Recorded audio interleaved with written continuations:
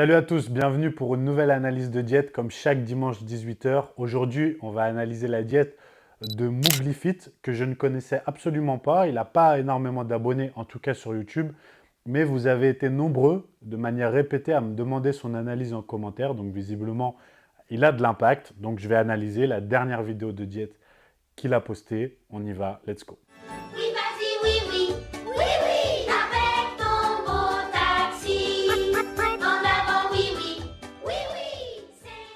Avant toute chose, petit disclaimer, comme je l'ai dit précédemment, je ne le connais absolument pas, ni d'Ève, ni d'Adam, ni de Pierre, de Paul, de Jacques, de Mohamed, de Mamadou, peu importe. Donc, ce n'est pas une analyse personnelle, ni professionnelle, ni rien d'autre que de réagir aux propos qu'il va avoir dans cette vidéo et ce qu'il va nous montrer sur le plan diététique et nutritionnel uniquement. S'il vous plaît, soyez respectueux dans les commentaires à son égard, quoi qu'il en soit, pas de jugement sur le physique, pas de jugement de valeur, que sur les propos et ce qu'on voit sur la diète. Je ne sais pas du tout de quoi il va retourner, mais visiblement ça vous intéresse. Donc je joue le jeu comme d'habitude, je regarde pour la toute première fois la vidéo et je réagis en direct à 100%. C'est le concept depuis la toute première vidéo et ça le restera pour ne pas tricher. On y va les gars.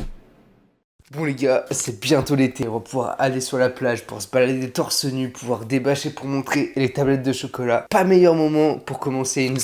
Non, pour commencer une prise de masse les gars. Là tu vas te dire mais il est fou le type. Commencer une prise de masse en été. Les gars, comprenez que quand vous êtes en sèche, vous ne progressez pas. Vous limitez vraiment votre progression. Déjà, pour commencer, on va mettre les choses dans leur contexte. On voit qu'il a l'air très jeune, de par visuellement, physiquement, et l'expression qu'il a, la manière de parler, etc. Donc, on le met dans le contexte. Quand on est très jeune, on a forcément une manière d'appréhender les choses, de voir les choses différentes et des connaissances qui sont moindres que quand on va être plus âgé. C'est logique, en tout cas, si on continue à se former, à être ouvert d'esprit, à pratiquer, etc., etc. Donc, premièrement. Ensuite, il a placé tout de suite les choses. On parle ici d'une prise de masse. C'est l'heure de petit déjeuner. Je me suis préparé mon petit déj favori, des crêpes. On va faire le petit taste test en direct, même si je la mange souvent et que je connais. Je m'en lasserai pas. Attends, stop. Tu croyais quand même pas que j'allais goûter sans te donner la recette? Tu auras besoin de farine, de lait, d'œufs, de fleur de sel, de cannelle, de cacao, de flav drops et de fromage blanc. T'inquiète pas pour les quantités, ça sera en description. Dans un saladier, verse ta farine, ton cacao, ton lait, mélange tout ça, ajoute ta fleur de sel, un peu de cannelle, de flav drops, casse 2 œufs et tu mélanges.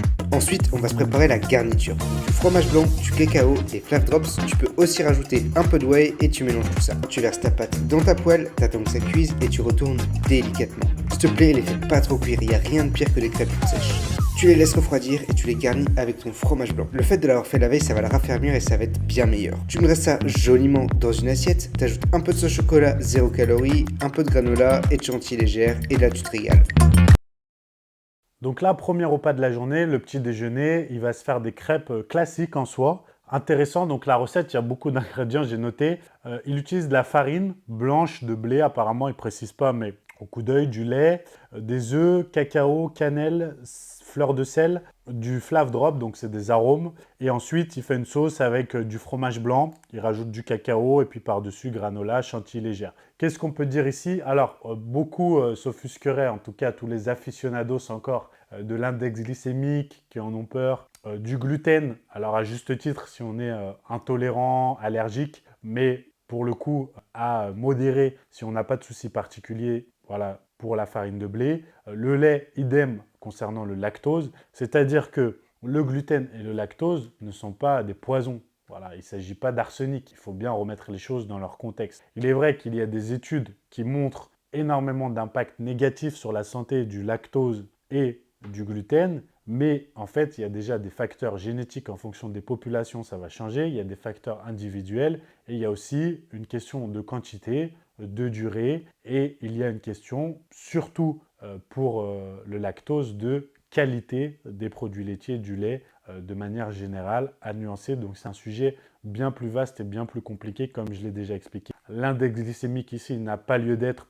La farine de blé, là, est mélangée en plus avec des lipides, des protéines, des fibres qui vont énormément faire baisser cet index glycémique total du repas. Et puis, encore une fois, il y a aussi une notion d'index insulinique, de charge glycémique. On ne parle pas ici de quelqu'un qui est diabétique ou autre. Donc, il faut relativiser vis-à-vis de ça, même si on veut optimiser, Le lait, il n'y a pas de sujet, mais la farine, j'aurais dit, pour l'intérêt en micronutriments d'apporter farine plus intéressante, c'est toujours mieux. Et même pour le goût en soi, par exemple une farine de patate douce, d'avoine pourquoi pas, ou autre. Donc qu'est-ce qu'on peut dire de manière générale? Ici, on a un apport en protéines, un apport en lipides, un apport en glucides. Petit déjeuner qui n'est pas mauvais. Les sauces zéro, les flav drops, on en a déjà parlé. Pas de danger sur les édulcorants. J'ai déjà fait le tour. Je ne vais pas le redire. Je vous invite à voir les précédentes vidéos. Maintenant, l'apport de la chantilly légère est intéressant. Parce qu'effectivement, il y a cette notion de se dire quel est le pourcentage de flexibilité que l'on peut faire rentrer dans une diète. C'est-à-dire la chantilly légère, ça ne va pas être un top aliment, quand bien même elle est légère.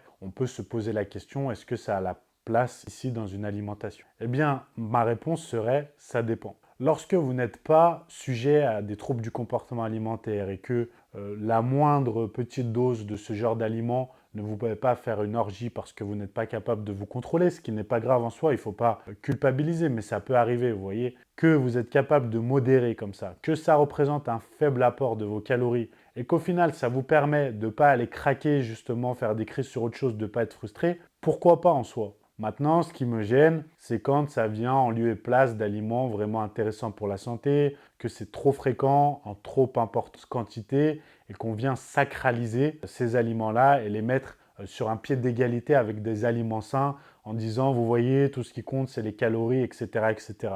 Voilà, il faut voir la justification qui est apportée vis-à-vis de ça. C'est vraiment la seule chose que j'ai à dire. Bon, du coup, les gars, on est bien rentré de la salle. J'ai ultra faim et que du coup, je veux me dépêcher de préparer à manger. Je me laverai pendant que ça cuit ou quoi. Mais là, j'ai la dalle. Qu'est-ce qu'on veut quand on rentre d'une séance? On veut un repas qui est extrêmement riche en glucides, extrêmement riche en protéines et très faible en lipides. On va se faire un bon petit burger frites là. Ça va être une dinguerie.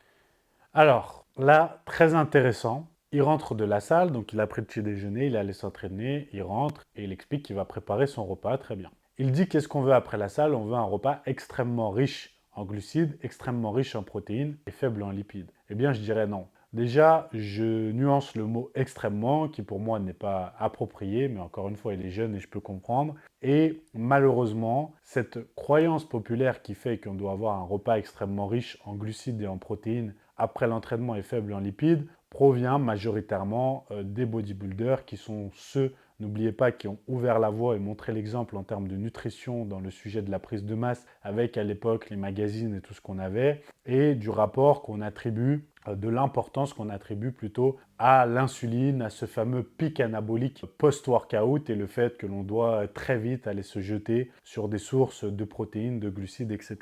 Retenez bien que l'homéostasie, l'équilibre du corps, le processus de récupération, d'apport en nutrition se fait sur une fenêtre bien plus large qu'une demi-heure, 90 minutes et se fait en réalité sur la totalité de la journée, premièrement, et que donc l'alimentation est un puzzle que l'on doit faire dans cet ensemble-là. Il est vrai cependant que dès que l'on a fini l'entraînement, la phase de récupération commence. Mais les lipides ont un rôle capital à jouer. Pourquoi est-ce qu'on pense qu'il faut peu de lipides à ce moment-là? Parce que l'on pense que les lipides placés à cet instant-là vont se stocker en gras ou vont trop ralentir la digestion et on ne va pas profiter de ce pic d'insuline, etc.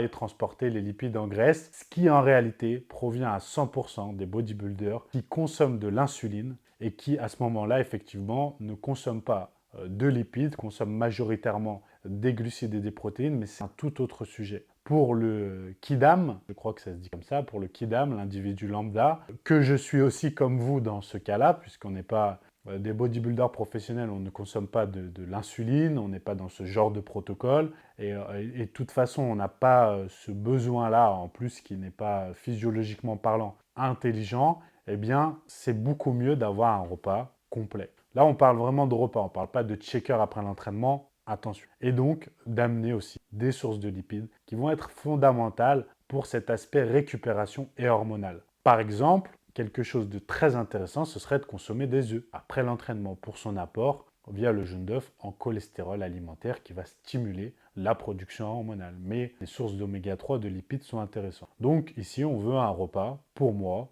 avec un apport intéressant vis-à-vis de son alimentation en glucides, en protéines et en lipides. Mais mec, tu racontes n'importe quoi. Un burger, c'est super gras. En plus, avec des frites. T'inquiète, mec, fais-moi confiance. Allez, c'est parti. On commence par se préparer les frites parce que ça doit cuire. Tu prends ton meilleur couteau et tu coupes tes patates en forme de frites.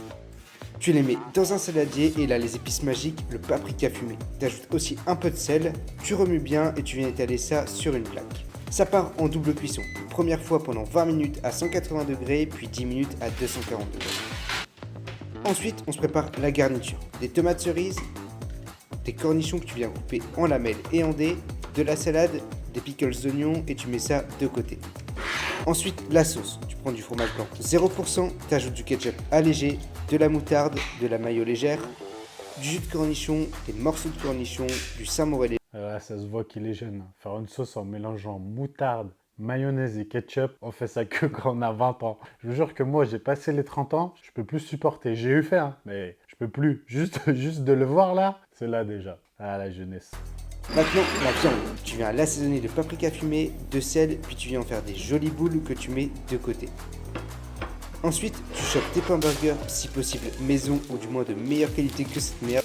Tu te les coupes en deux et là, petite astuce pour les toaster sans rajouter trop de calories, tu les tartines de mayo légère. Ça va les faire caraméliser à la cuisson. Ensuite, tu viens faire cuire ta viande. Tu l'écrases avec une casserole pour la smasher, tu la retournes, un peu de fleur de sel et c'est cuit.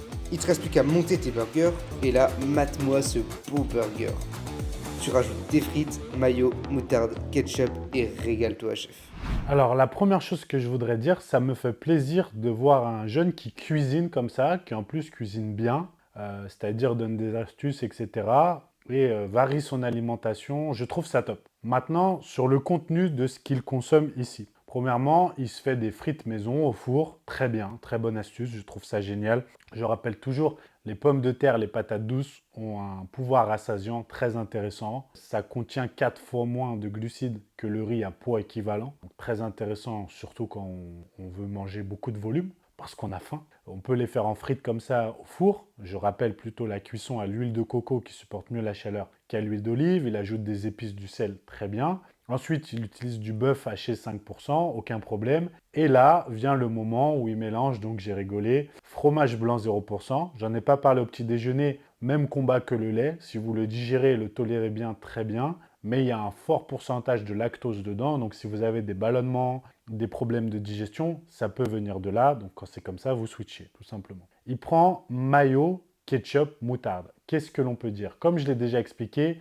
le ketchup est loin d'être la pire source, la pire sauce qui soit, surtout quand vous prenez les moins 50% par exemple Heinz Amora, ou quand vous lisez la composition, bah, c'est loin d'être dégueu. La moutarde, même chose. Alors oui, ça peut monter en calories, mais en termes de composition, c'est pas dégueu. La mayonnaise, c'est quitte ou double d'une marque à l'autre. Déjà, la mayonnaise est beaucoup plus vite calorique que la moutarde. On a tendance à en consommer beaucoup plus. La moutarde, c'est relativement fort, donc on ne va pas en consommer des cuillères et des cuillères. La mayonnaise, ça va vite, ça monte vite en calories. Et autant vous avez des mayonnaises avec des listes d'ingrédients courtes, de qualité, autant vous en avez où c'est le bordel. Et parfois, les allégées sont moins saines que les autres. Donc, concernant la mayonnaise, tenez bien compte de l'apport important en calories, en lipides et lisez correctement la liste des ingrédients. Hormis ça, je n'ai pas de souci à en consommer, sauf si ça représente une part importante de vos lipides et de vos calories. Mais sinon, il n'y a pas de souci en soi. Là, c'est vrai qu'il en consomme pas mal, il en met dans la sauce, dans le burger,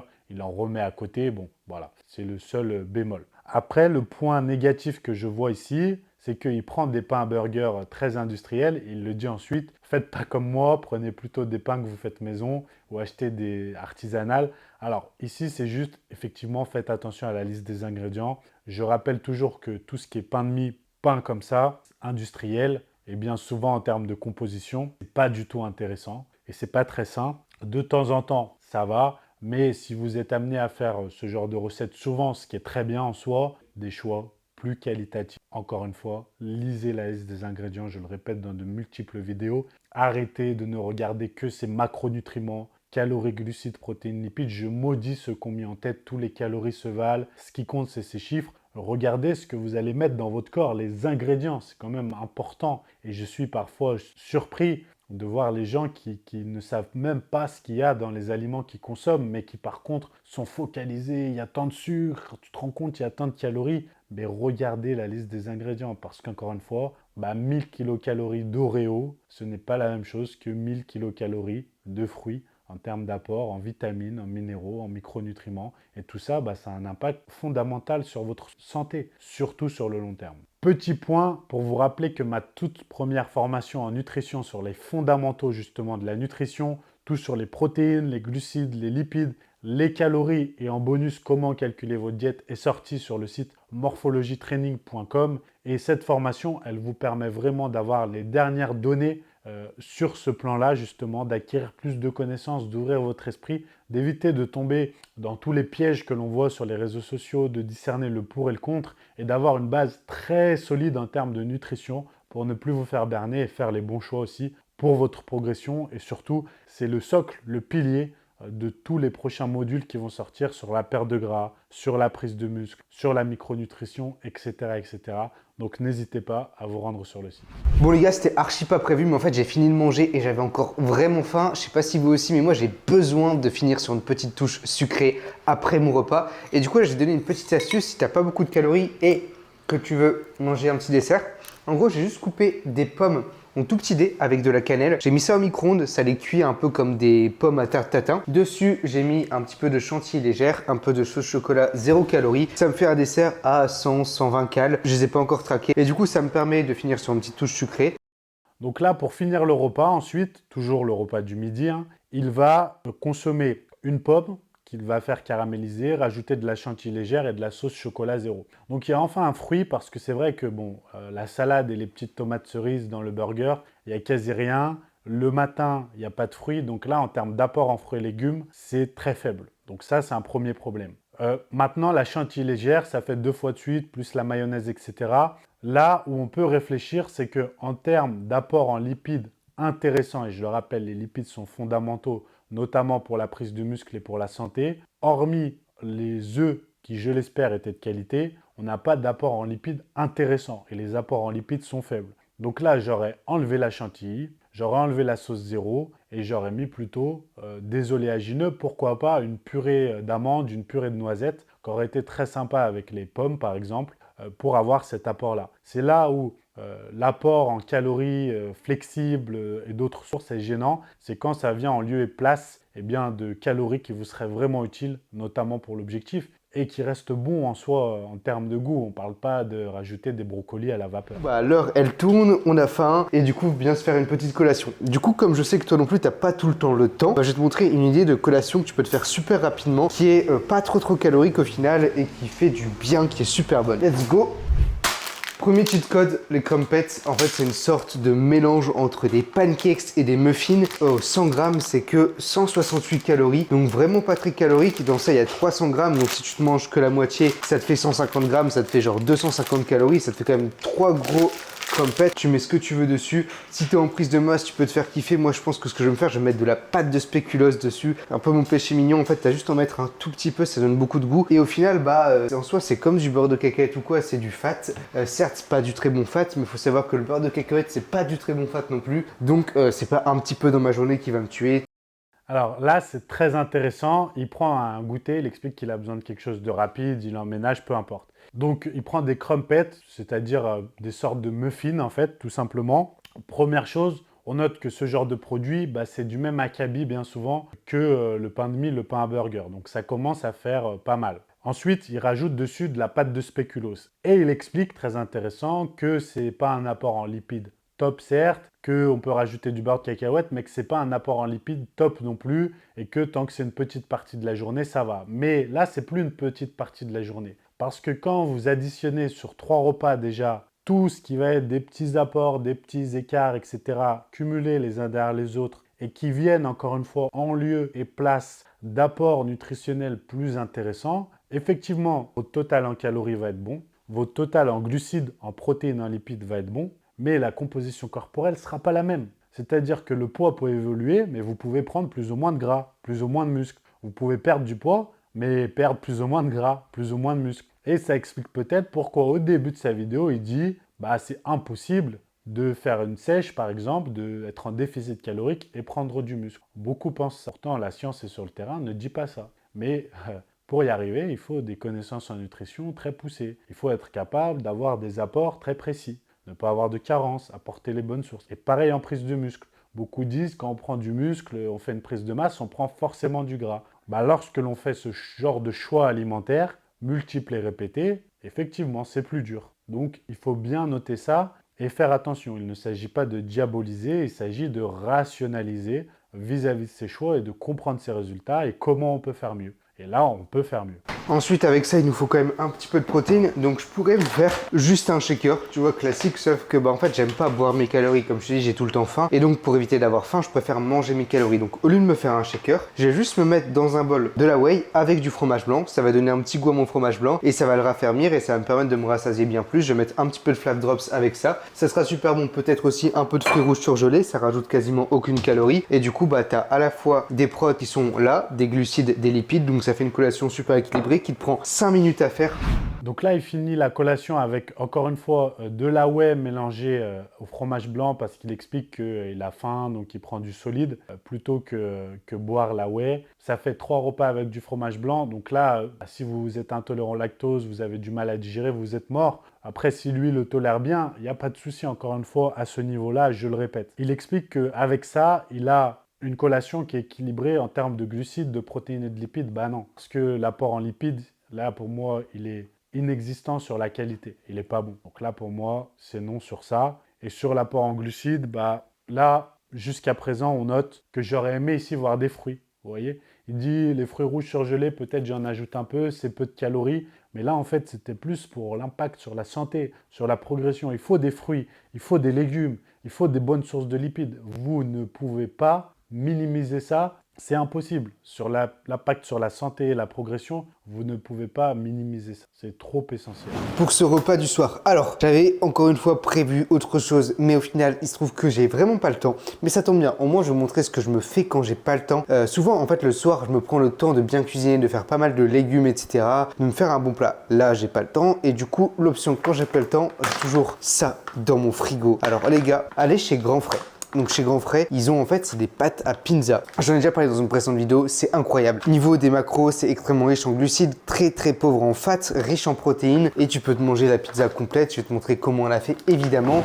Donc là, il explique qu'il n'a pas le temps, que normalement le soir il fait un repas riche en légumes, mais visiblement ça ne va pas être le cas. Pas de chance pour moi, désolé aussi pour toi.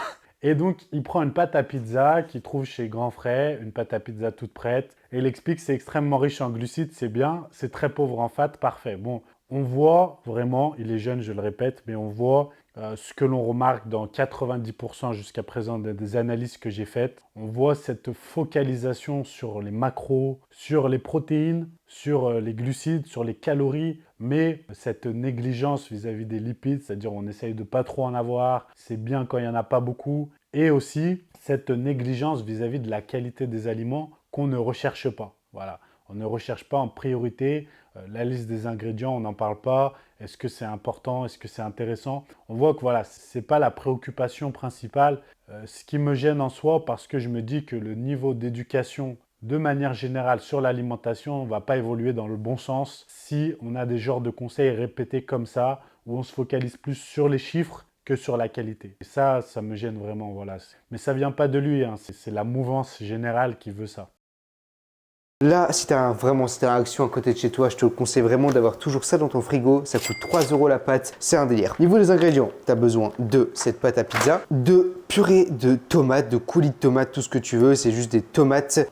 Évidemment, des olives, on fait pas de pizza sans olives. Des petites tomates cerises pour mettre par-dessus. Du bacon fumé, du bacon maigre, donc ça t'en trouve un peu partout. C'est du bacon sans matière grasse pour les protéines. Du Saint-Moré léger, un peu de salade, du sel, des épices. Et c'est tout mon gars, c'est tout. Bah du coup, place à la... Donc là, sur sa pizza, il va mettre de la sauce tomate. Donc sauce tomate, coulis de tomate, bon ça ok.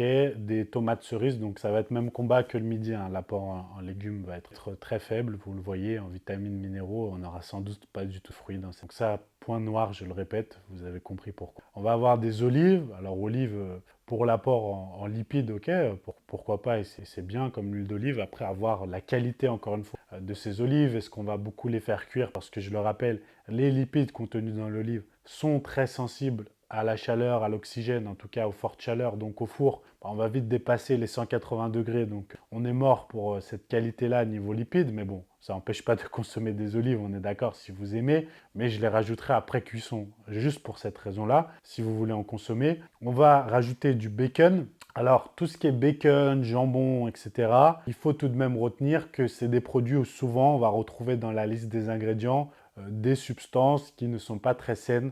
Donc, en faire ces apports principaux en protéines, en consommer tous les jours, ce ne sont pas des habitudes qui, sur le long terme, sont bénéfiques. Maintenant, effectivement, en termes de macro, souvent c'est bon. En termes de sel, c'est assez chargé, donc il faut faire attention parce que oui, il faut consommer du sel, je le dis souvent, mais il ne faut pas non plus en abuser parce que pour le coup, abuser du sel, ça augmente les risques, notamment cardiovasculaires, etc., etc. Donc attention à ça, attention à ce genre de produits. Ne consommez pas du jambon blanc sous vide tous les jours, du bacon comme ça tous les jours, une, deux fois par semaine peut-être, mais voilà, attention à ce genre d'habitude. Je sais que c'est très pratique, ça va très vite, mais la santé, on n'en a qu'une. Et donc là, il finit sa pizza en mettant du samouraï allégé qu'il va mettre au four. Bah là, on note qu'en termes d'apport en lipides, bah, hormis les quelques olives qui vont passer au four, du coup, bah, il n'y a rien. Il n'y a rien d'intéressant. Donc là, comme je disais, fruits et légumes, gros point noir, source de lipides, gros point noir. En plus, on est en prise de masse. C'est super intéressant de venir amener des lipides. De toute façon, de manière générale, c'est intéressant.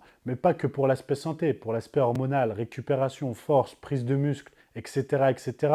Je l'ai dit encore et encore. Donc là, quand c'est comme ça, je ne peux que recommander de plus se documenter, de plus rechercher, d'ouvrir son esprit pour améliorer sa diète et pour avoir plus de progrès. C'est vraiment ce que je lui recommanderais. En plus, il est jeune, donc c'est maintenant, c'est le moment de ne pas être arrogant, de se remettre en question, d'avancer, d'avoir plus de connaissances et d'évoluer parce que la base est bonne, l'intention est bonne, mais il y a des efforts à faire en termes de sources, de conseils vis-à-vis de ça.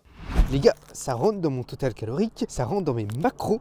J'ai eu assez de protéines dans ma journée, assez de glucides, il me manquait un petit peu de fat, un petit peu de glucides. Donc en final, c'est parfait, ça va totalement rentrer dans mes macros.